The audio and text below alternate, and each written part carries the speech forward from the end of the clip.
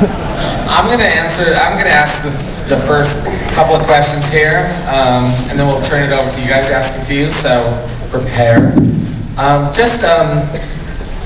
What was the motivation to make a documentary now? I mean, why now to capture all this?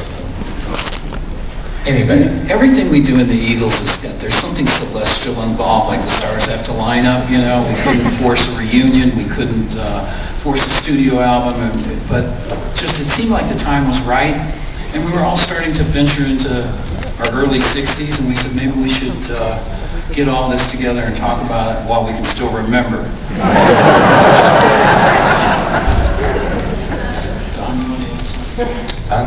Basically, our manager said, you need to make a documentary now. So we did.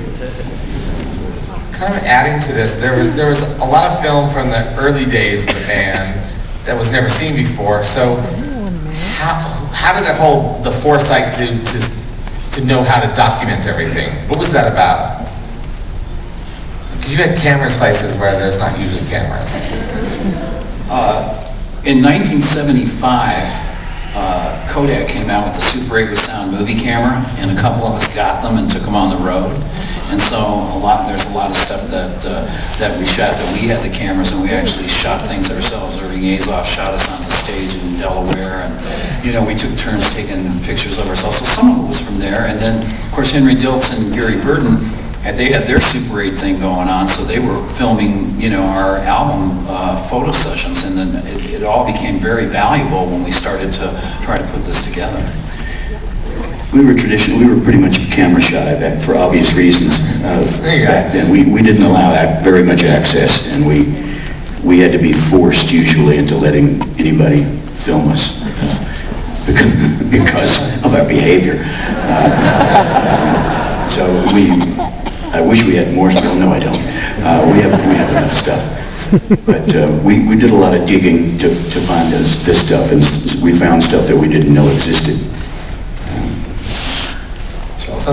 So then Alex Gibney, who's a very well-known filmmaker, how did you guys find him? Well, I looked at a lot of music biography documentaries, and to be quite honest, I was left wanting. I didn't really see anything that was very good, so I called Irving Azoff's office back again and said, would you just send me the reels of the guys that won the Academy Award for Best Documentary? I think that's what I want to see. Show me a storyteller, you know. And so they sent me a reel of a lot of trailers from a lot of really talented documentary filmmakers. Alex's reel just jumped off the screen. I couldn't stop watching it. It was riveting. I realized that Taxi to the Dark Side and the documentary about Enron, you know, you might not think that would correlate to something like making a movie, you know, about the Eagles, which we now call Flatbed Ford to the Dark Side.